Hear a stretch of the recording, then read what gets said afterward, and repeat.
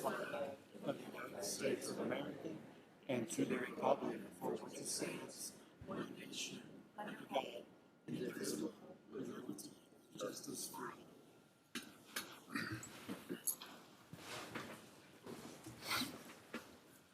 Roll call, please.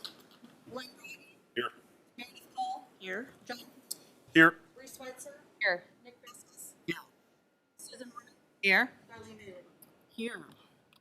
We have a quorum. Adopting the agenda. Move that the agenda be approved as presented. Second. All in favor? Opposed? Thank you. We have had no one sign up for public comment this evening, so we'll move forward to recognitions. Coach Hutton is going to talk about the boys first, I think. Girls. Girls. He's going to talk about the boys Oh, first. That's what he told us. Oh, that's what he told us. Good evening. Coach Crawl is not able to attend tonight. His wife scheduled, I believe, an anniversary trip without knowing about this date. So, communication. So he's out of town now, and he sent me some stuff that he wanted me to go over for the boys' side. First thing I'd like to do is recognize our coaching staff. I know all are not here tonight. Therese Rankin, Richard Haas, Tom O'Brien, Marcus Brinkley, Brad Kolauer, Kenny Brown, Mel White, Jake Daneman, and Coach Rachel and Coach Chris Daniels, who are in an unexpected snow out in Wyoming and Montana right now on vacation. So wasn't quite the place they thought it was going to be, I guess. Coach Crawl, his notes that he's presented, it's an honor to recognize these athletes as the boys were able to bring home a third-place finish at the state meet. This marks the third straight year of bringing home a trophy, and the program has brought home 5 trophies in the last 8 years.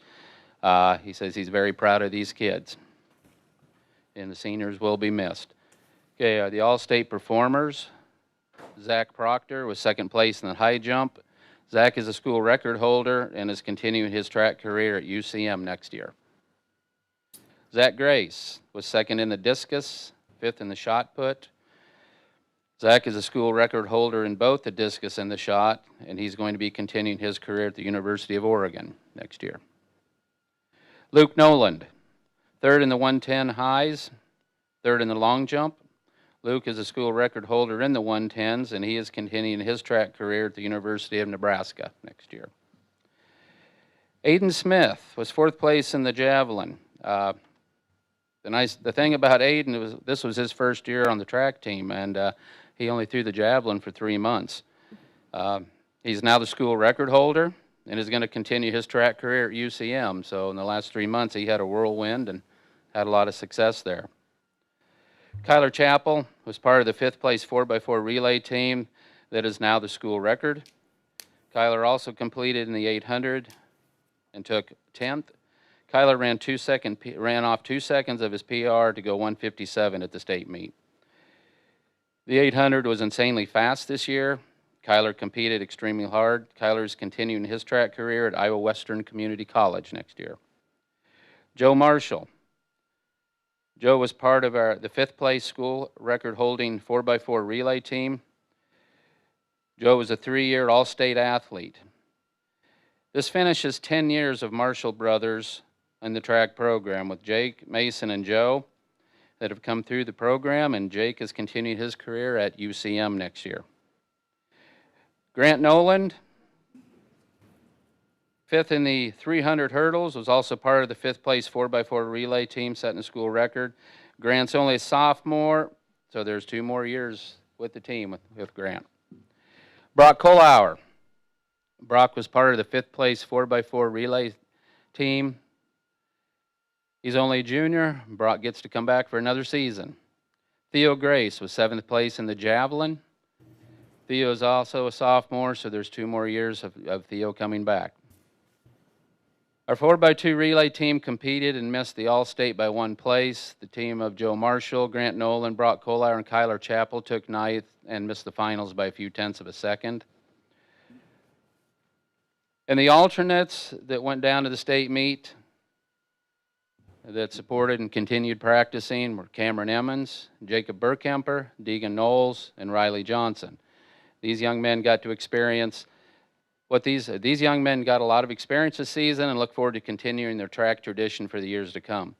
Jacob Zingerman, senior, was a vital piece to the team throughout the season and was our first alternate at state. Jacob will be missed. Thank you, and we hope to see another state trophy next year. So boys, as I call you out, come on up. Kyler Chappell. Brock Kohlauer. I guess we're clapping at the end. Theo Grace. Yep, come on over here. Okay. Zach Grace. Joe Marshall. Grant Nolan.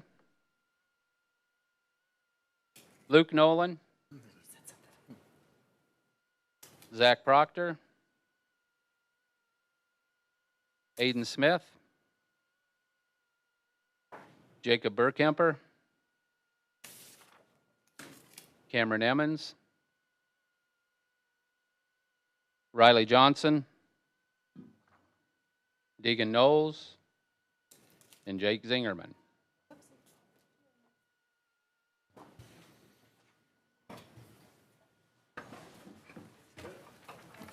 Okay, this is the coaches, come on up that are here.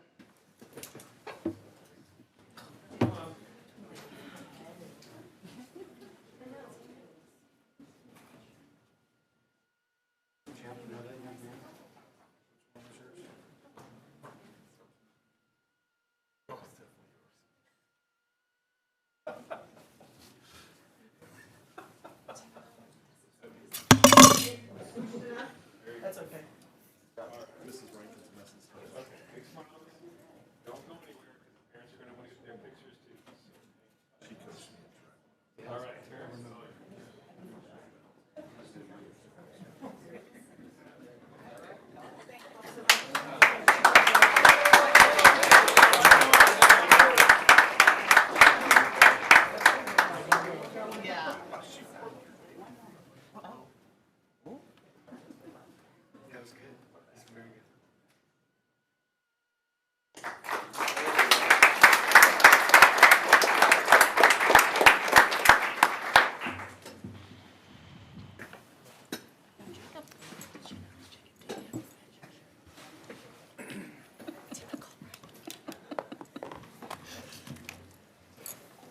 Yep.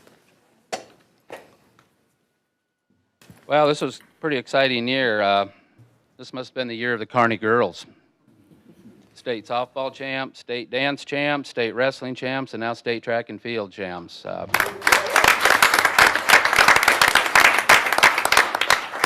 sure there's some, but I don't know of many schools that can claim 4 titles in one school year. After our 3rd place finish last year, I was pretty optimistic with this bunch of girls we had returning. We had 2 state champions coming back for their senior year, a lot of experience returning, and I think the underlying feeling was that of maybe some unfinished business. You know, we finished 3rd, real close to 2nd last year. 1st place got away, and then they graduated a lot of their athletes. We kept the season in perspective, having to take it week by week and meet by meet. The girls were not allowed to say one word for 12 weeks, and that was what? State. We didn't even talk about it. They couldn't say it until the 13th week of the season. They battled through poor weather. We had some canceled meets. We had some illnesses, but they never did lose their focus. Normally, the 4x4 relay is the event that concludes most track meets.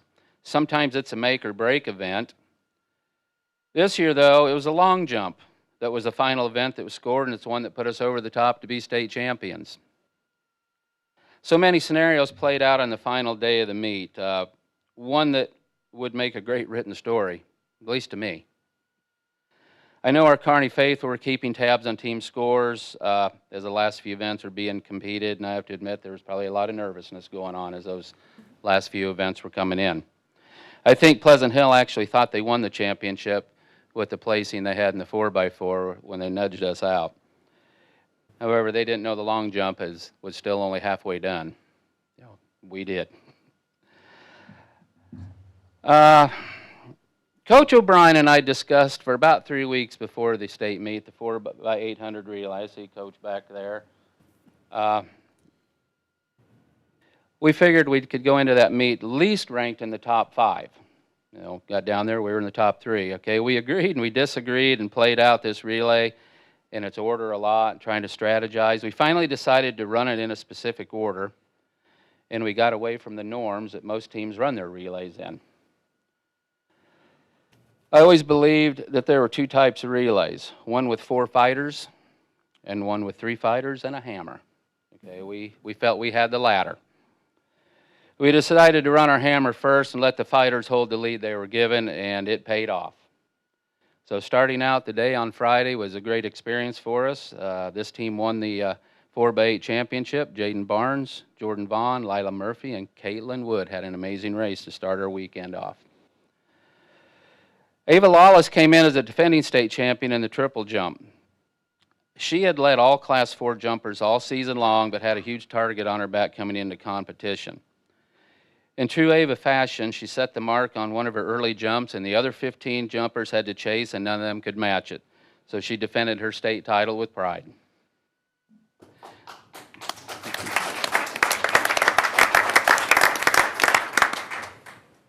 Barnes was our other defending state champion from 22 in the 800. And again, large target on her back. But in true Jaden fashion, she went out, she forced the pace, and some of the girls in the event weren't comfortable doing it. And eventually, with about 150 meters to go, she started blowing them away. And she backed up her defending state championship from a year ago.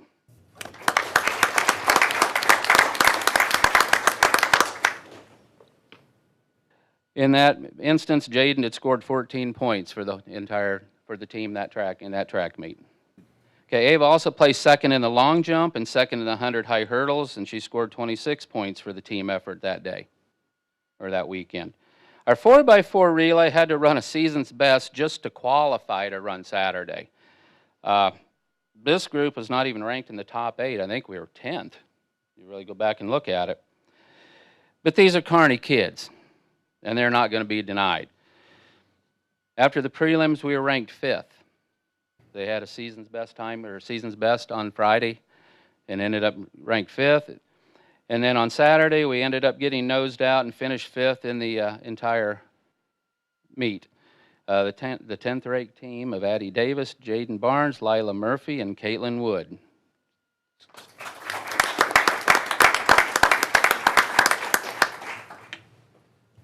Allie Pogue finished 9th in the 22 state meet in the discus. She was determined, had goals all season to get back and try to get herself on the medal stand. Coming in ranked 7th, she saved the best for last. On one of her preliminary throws, she launched a personal best 120 feet 2 inches and was sitting 4th place at that point. Huh? Your first throw. Set the pace. Unfortunately, some other girls decided to throw their season's best as well. Okay, Allie came in ranked 7th, and she held up and got 7th place there.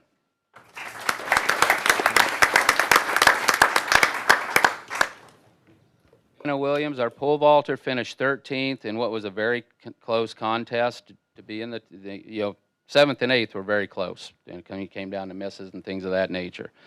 We were concerned and felt very lucky that Anna qualified for the state meet, as she had battled an injury all season and really could only compete in the last third of the track season.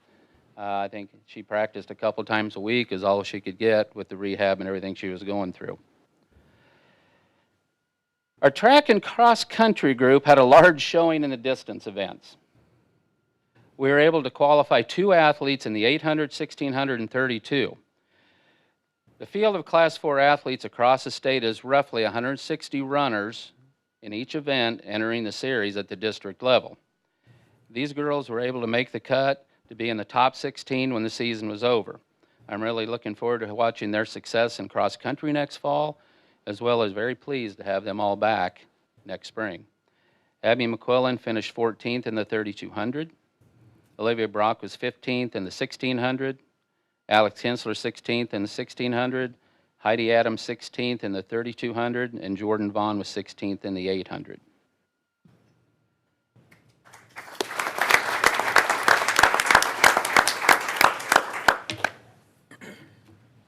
Relay alternates play a large part of the state meet. Even though they realize they probably won't compete that day, they still need to be prepared for those just-in-case scenarios. The experience these girls get is extremely helpful for the future seasons. They will have and usually develop a desire to want to come back and compete at that level. This year, they were also able to experience the thrill of the team success. Riley Van Emmerich, Kate Martins, Josie Masters, Charlie Dollar, Lily McAuliffe, and Abby Elam.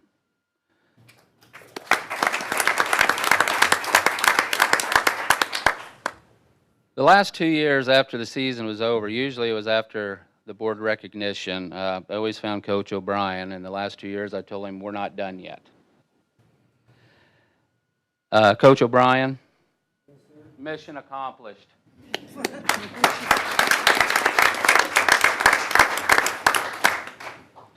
I'd like to thank the board for recognizing our athletes tonight. I'm going to call the girls up. Lorder. Oops. There you go. Heidi Adams.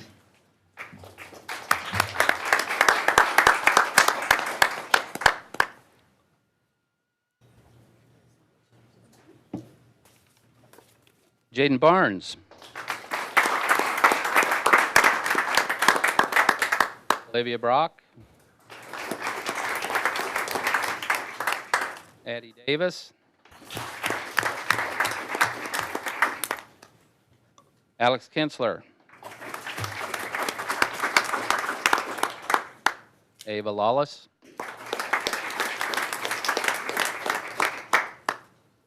Abby McQuillan. Lila Murphy. Pogue. Jordan Vaughn. Anna Williams.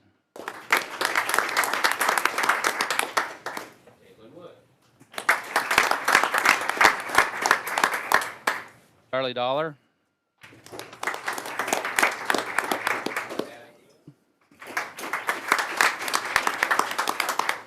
Josie Masters. Kate Martins. Lily McAuliffe. And Riley Van Emmerich.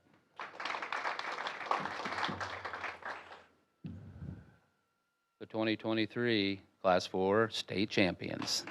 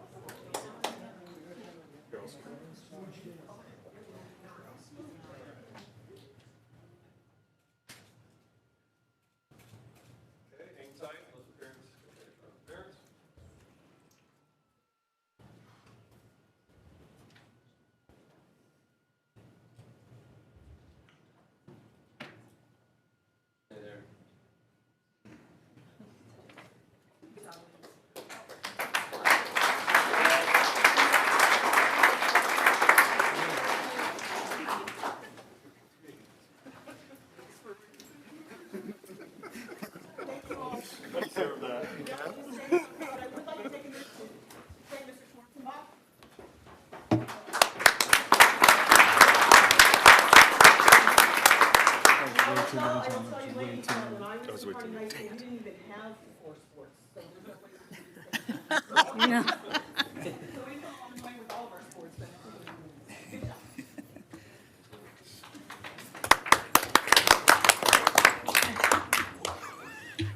Out of control.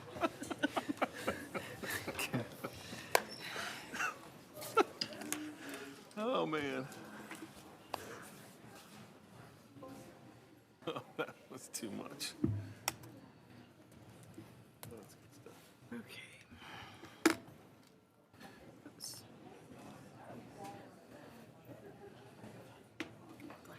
so dirty. Hang on, my computer's kind of. Okay.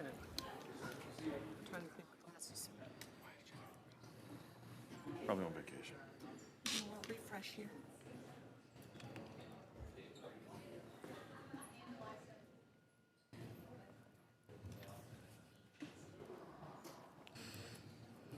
We know how to clear a room. Okay, I think we're ready for the consent agenda. Move that the consent agenda be approved as presented. Second. All in favor? Opposed? Thank you. Move down. This is the part that, I think we have a long ways to go here. Go the right way. All right. Next, we have information items. First is financials. We have the May financials in your packet for your review. We will finalize the budget next week at the final board meeting for fiscal '23. Any questions for Ginger? Got knocked over. Okay. Moving along to program evaluation communications, Mr. Weichel. Good evening, Board. Dr. Miller, thank you for giving me an opportunity to do a 30,000-foot look at our department, how we do our work, the work we've done, and the work that we will be doing. So our vision as a department is that we want to be a place, Ryan, you can advance the slide. We want to be a place where Kearney School District, where everyone has the knowledge and the opportunity to help every student achieve success and develop into an individual of character. And that very much aligns with our district vision. Our mission as a department, we want to provide open lines of communication and high-quality customer service. We want to be data and research-driven. We want to support teaching and learning, and we want to ensure that our stakeholders are fully informed and engaged. Customers focus. We serve our more than 500 employees, 3,500 students, their parents and guardians, our partners such as the fire department, police department, the city, and our residents. Our values. So our theory of action, my theory of action as the Director of Communications is that great communications and public engagement will help lead to better outcomes for all students. I do my work proactively. I want to be transparent. We always want to be honest in everything we want to do. We want to work strategically, and we want to be very engaging with our work. Our strategic planning is structured around the RPI model. This stands for Research, Planning, Implementation, and Evaluation. This is a model that's been developed within public relations and communications for decades. It's considered to be a best practice, and it's something that I've taken mastery of in my 10 years as a school PR pro. My budget, this department budget, represents about 0.3% of our operational budget. It has gone up slightly from one year to the next. Some of that is my compensation package. Most of that is because we bumped up our resources to help support and celebrate staff this year. So that would be things like convocation and our staff recognition events that we did this spring.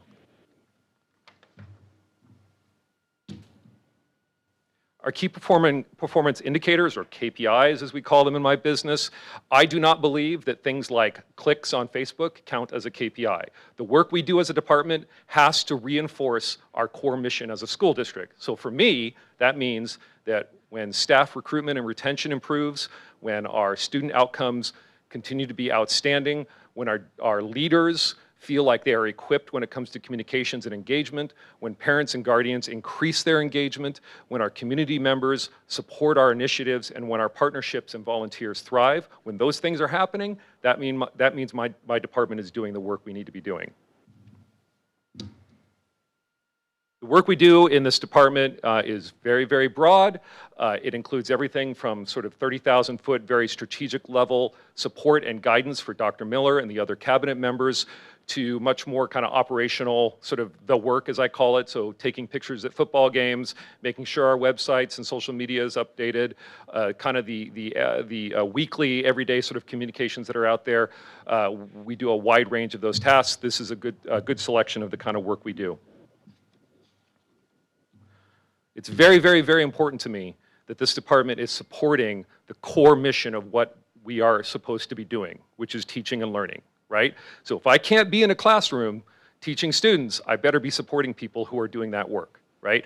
And so this is an example, again, I'm not going to read this list, but this is an example of a sample of some of the work that I try to do on a regular basis to make sure that our staff feels like they're getting the support that they need when it comes to communications and community relations. Our long-term goals for this department, we want to increase the degree to which this department is working systematically and strategically, because that's the way we do things in Kearney School District in all ways, in everything we do. So this department should be no different. We want to create more opportunities for our stakeholders to work with us and work together to help us achieve our global outcomes. And then we also want to be telling compelling stories that convince convince our families in this region to make us their public education provider of choice. Some of the key work that we did this year includes helping Dr. Miller with her onboarding process, her entry and post-entry process. That included going through a Plus Delta engagement process with all of our staff members at all of our schools. That was very valuable. This department also led the strategic planning process, coordinated the committee work. We took charge of the strategic planning survey that will now, moving forward, become our annual survey. We also coordinated what I call the Bulldog Huddle Up. So that's the process we went through this spring of going to our community and saying, hey, you know, we need to readdress, we need to take another look at how we're using our Prop B bond funds. And we also need to make sure that we understand how we're going to meet the strategic priorities that our community set for us, increasing safety and security in our schools, and also addressing the compensation needs of our staff. We very much focused on inside-out communication. So that means making sure that our team has that important information first before it goes out beyond that. We also started a new tradition of having our state championship victory tours. The girls that we celebrated here tonight, they were able to participate in that. So they were able to go to the schools, and it was a great experience, got good feedback. We're going to continue that as we move forward. We also had our first annual Team KSD Awards and retiree recognition reception. Again, got very good feedback from that, and we will be moving forward with that in the future. Some of the things we're going to focus on in the next school year: our Proposition S informational campaign that will lead into the August 8th ballot election. We are going to be starting a new community newsletter to help us get our message out beyond what I call our bubble. So that's families that have kids or grandkids in our system. We want to get beyond that. We want to make sure that all community members have access to the information that they need to know about our district, right, and can engage with us. We're going to be having our year one of our Qualtrics integration. Very appreciative that the board gave approval for us to onboard these new tools that will allow us to improve our customer engagement, our student engagement, classroom observations, and that's just a start. This will grow as we continue to integrate these new tools. I'll be finishing our 5-year strategic communications plan that will align with our district strategic plan. I will also be creating an emergency communications plan that will buttress and reinforce the work that Eric Nolan and his team have been doing with our emergency operations plan. I'll be creating a new student advisory team to collaborate with Dr. Miller, and I will also be increasing our efforts around staff and alumni celebrations. So I appreciate you. This was my overview of the department work that we do. I also want to call out, even though we are a department of one, it's really a department of two. Becky Burkhamper provides outstanding support for the work we do in this department. I'm very, very, very appreciative of everything she does for this department, because we simply would not get the work done if it wasn't for her. So thank you very much, and I'm here to address any questions you may have. Ray, how long have you been in this position? I have been here at Kearney School District now for 2 years and a couple months. So for new board members, just a reminder, we did not have this position, and it was felt it was really important to create it. So in 2 years, a lot's been accomplished, so thank you. Appreciate that. Ray, you do a great job. You hit the ground running when you started, and you've done an incredible job going forward. So I'm excited for you. Thank you. Thank you. The awards reception was fantastic. I know we've had some some smaller events in years past, but it was very special the way that you guys put that together. Thank you. I agree. I'm was a looking good forward to continuing that. Thank you very much. Thank you very much. Thanks, Ray. Okay, we have bond projects update. Is this going to be a tag team? Good evening, everybody. Hello? So here to talk about the construction at the 4 schools. So brought a couple pictures. First one, this is of the Early Education Center. So good progress here. We've completed demolition. You can see a plumbing trench there, so all the under slab restroom plumbing is done. We've poured back the trench, and this week, this is a little bit old, this picture, but the wall framing's going in, and we'll start drywall next week. So really good progress there. No real issues. We're on schedule, so things are moving well there. Let's go to the next one. Wow. This is our empty theater. So again, good progress here. All the seats are gone. We've got electrical trenches poured back because the new seats are going to have lighting down the aisles. The walls are getting prepped. All the wallpaper was taken off. They're getting prepped for paint and acoustical panels. So this is going very well. We will start painting next week, and then I think around the 20th of July is when seats start to go in. So that's really when it's going to take place. But there's new wood panels that go in, acoustical panels, new equipment. So things are moving very well there too. So this is the junior high. So some of you knew we had a foundation that had settled over there. It caused some cracking in the walls on the inside. So over spring break, we fixed the foundation so it's not sinking anymore. And then this is going very well. So what you see, this is a classroom divider wall between 2 classrooms. These were the ones that had cracks in them, so we tore the old masonry out. The new masonry's back in. We're ready to start painting those walls. There was 3 or 4 of those walls you can kind of see in the back of the picture that were replaced. So really good progress there. We're going to paint, repair any flooring we need to, and put doors in, and then that work will be done. So really good at that school. And then this is the middle school. So this one's been a little more interesting. It's a 100-year-old building. Everything that we've opened up, there's been some kind of surprise for us in there. So the last 2 weeks, been a lot of demolition, getting with the design team. How do we deal with this thing that we figured out? But we've made really good progress there. So last week was a big week, just coming up with solutions. We're putting those solutions in place this week. So what you're seeing there is plumbing trenches. So obviously new restrooms going in. So we've got to put all the new plumbing piping in. So our big goal is to try to pour back most of the plumbing trenches this Friday, which that will be awesome. And then once we get through that, we're kind of through the unforeseen type things, and then we can just go finish the restroom. So of the projects, this has been the one that's been a little more fun, but we still, we're on track to make good progress and get done what we need to get done. So. And then last one, back to the junior high. So this is the one that's getting the re-roof on it. Things are going very well there. It's a big roof, so it's kind of an all summer long project. They're probably 40% of the way through it right now, but it's going as planned and no issues today. It's been great. Roofing weather, been very dry, so things are moving along good. So that's our 4 projects. Things are going good. No red flags.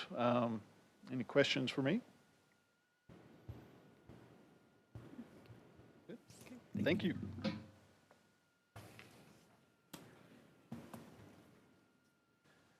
I don't have any pretty pictures like Ben did, just because we were working on all those projects when we kind of stopped for a while to take a little bit of, I think, a breather and a well thought out deliberation of where we should go. And so with that, just about 2 weeks ago, we started the process of talking with all of the principals right after school was out, and talking about looking at every one of the elementary schools and what we were going to do at those elementary schools and how we were going to make those as equitable as possible. And the way we're going to do that is we're going to use the program that we had identified for the new school. We're going to use that kind of as a guide, and there's going to be some places that we can make it very similar to that, and some places we can't, but we're going to be doing a combination of renovations within the buildings, additions when they need be, because we're going to be, for instance, Hawthorne and Kearney Elementary School will become a little bit larger than they are now, basically doubling in size, and then Southview and Dogwood will get some upgrades and renovations there. There might be small additions in those cases, just because of the way we're moving things around in that building too. But the intent is to go back to some of the conversation that we had all the way back in the visiting sessions of some of you that were involved with that, and talking about collaboration and the spaces that were going to be needed for future-ready learning and project-based learning, et cetera. So that's where we're at. We're hoping to come back this next week with a program for each one of the schools, sit down with the principals before they all go on a little bit of vacation, and go from there. Kevin, the only thing I would add is we've also focused on special program space, correct? Exactly. And that was one of the things with the original bond that we needed to address, especially at Southview and Dogwood. Yes, yes. So some of those spaces where teachers are now maybe in a small, what used to be storage room, and now we call it special education or some kind of program, now we'll have dedicated spaces for those. Any questions? Very good. Okay. Thank you, Kevin. You bet. Okay, we're ready for action items. 2024 budget. Move to approve the budget for fiscal year 2023-2024 as presented. Second? Questions? All right. The only thing I'd like to add on that is really that, keep in mind, this is a budget that you'll vote and approve on, but in October, we will be looking at amending the budget. We have a large ballot initiative going forward in August, which could have a significant impact on what you're seeing today. So just please keep that in mind. Good. Okay. No other questions? All in favor? Opposed? Thank you. Next item, board policies. Move to rescind effective July 1st, 2023 board policies C-110-P, C-131-P, C-145-P, C-150-P, G-135-P, E-195-P, I-140-P, F-145-P, F-265-P. Second? Better not be any questions. She said there better not be any questions. Can you read the last three, please? All in favor? Opposed? Thank you. Okay, adoption of board policies on second reading. Move to adopt effective July 1st, 2023 board policies C-110-P, C-131-P, C-145-P, C-150-P, G-135-P, E-195-P, I-140-P, F-145-P, F-265-P on second reading as presented. Second? Questions? Nope. All in favor? There is something a little bit to talk about why we rescind and Yeah. add. I think it is something we need to talk about. The reason we rescind and we add policy is because of other litigation. I mean, you want to talk to it, Dr. Miller? Sure. So we received advice from our attorneys, Ed Counsel, that really this is a change in procedure for us, rescinding and then adopting. And really, what they wanted to do was make sure it was very clean, that we were not amending over old policies. There was a court case, I believe, in maybe Cole County, where it became unclear what the actual true policy was. So by rescinding, you're removing the old, adopting, adding new. They have given us legal advice that we can do this for future in one motion instead of two. So, I think Bree needs to read them twice. Time we do this. She hates reading them. The only other thing I would say is that it's important, as a board, policies are what we do, and it's how we set our goals as a board is based off policy. So the reason why I actually talked to Dr. Miller about this was that it's something that, this is what this is what we do, right? I mean, like, this is how we set our statement for our school district, is on policies. So that's why I just kind of asked to have a little quick comment about that. Absolutely. Okay. And while Thank you. we all don't Thank you. have Sorry. them all memorized, to know where to go look for them is very important. Yes, it is. They're on Yeah. the website and we can find them, so. Very good. Anything else? Yeah, and I raised my hand, yes. All Okay, in- yeah, you didn't on the first time, but. I know, because I wanted to wait. Okay, so we're good. We're good. Okay. Okay. All right. Approval of handbooks.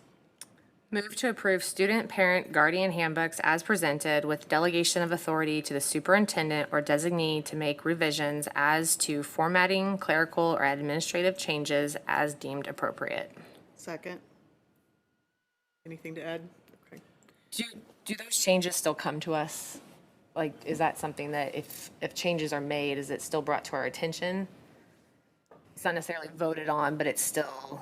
Sure, so still noted of in it. your packet, you have a clean version and a red line version, Right. but I'll give you the summary. Essentially, it's dates, names, times, those things have changed. There's in the student handbooks, parent handbooks, there have been a couple tweaks to the discipline policy, specifically with assault and threat, but most of it's just clerical revisions. All the building principals went over their individual books, along with EGS. They went through a pretty big rinse cycle, so what you received is we did if you recall last year, we completely changed policy, so it wasn't as much work this year as it was last. Bree, is your question if we find further that you would be, is that yes. the Oh, question? sorry. Of Okay. substance that Right. changes, do we know that, as Sure. opposed to these editorial changes? Yes, we would let you know if there was something of substance. I think the gray was administrative changes versus formatting and clerical. I think Okay. that's kind of where it was questioning. Okay, very good. Anything else? Okay, all in favor? Opposed? Thank you. Employee handbook? Move to approve the employee handbook for the 2023-2024 school year as presented with delegation of authority to the superintendent or designee to make revisions as to formatting, clerical, or administrative changes as deemed appropriate. Second? So again, very similar process. The changes, we started actually, as soon as we stepped in the door last year, Dr. Miller and I and the other administrators started making notes of changes we would want in the employee handbook. A lot of it was, again, clerical. We had to do some updates. The one thing I would say would be a substantial change is the time off, personal time off, paid time off. Not a big change from what we currently have, but it dissolves, it combines sick and personal leave, offers some flexibility to our teachers, to their families, and there's still some rules that go along with it, but it's going to offer some more flexibility for our staff.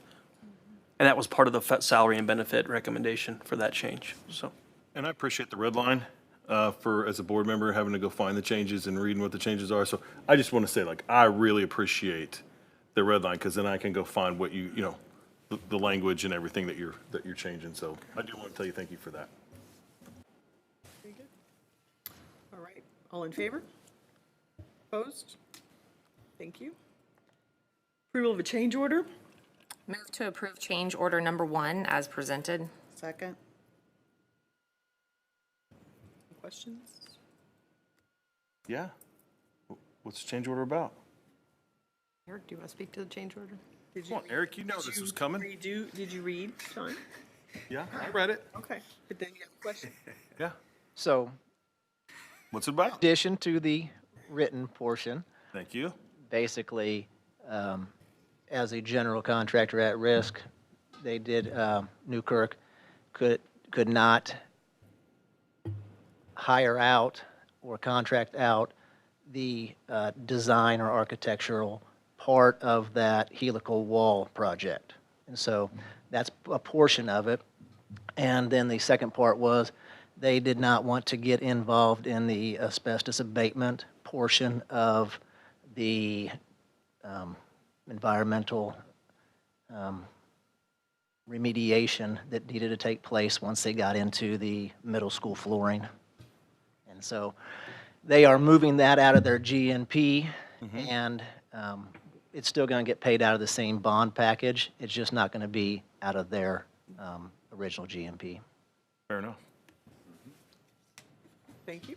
I think that's important to know, not just a document. Any other questions? All right. All in favor? Opposed? Thank you. Board member comments? Anybody have anything? Mr. Schwarzenbach or Mr. Nolan, we do have a lot of big white bags over in the parking lot at the high school. I saw those the other night in the dark. I assume that project is moving along. Yes, it is. They're laying Yeah. I was walking from a distance at about 10 o'clock and I saw these big bags and I wasn't sure what they were until I got a little closer, so very good. Hopefully it all goes smoothly. Anybody else have anything? All right. Important dates. We do have a special board meeting on June 28th, closing out the fiscal year. I believe everyone has indicated that they will be in attendance. There might be another item that we have on that agenda, just to give you a brief heads up on how we will, a discussion about how we will conduct Dr. Miller's evaluation for this next year. You might remember last year, we used a particular system that we had used in the past because it was easier to just do that. But we have some new information, so we'd like to talk about that briefly. So if you, since everyone said they would be there, we're going to probably add that to the agenda, just FYI. And then June 29th is the last day of summer school. July 19th is our next board meeting and work session that we have it scheduled to begin at 3 o'clock, so keep that in mind. And then it seems like this shouldn't be on here yet, but August 22nd is the first day of school. Just don't forget. I'll not forget. Got a countdown? No? Yes? All right, miscellaneous. My computer's thinking. Action for closed session to immediately precede the regular meeting in July, including any record or vote to discuss items, issues allowable under section 610-021 of the Missouri Sunshine Law. Second. Roll call, please. Glenn Bratton. Yes. Meredith Cole. Yes. John Kerr. Yes. Reese Switzer. Yes. Nick Vaskus. Yes. Susan Mormon. Yes. Charlene Bailey. Yes. We are adjourned. Thank you all for coming.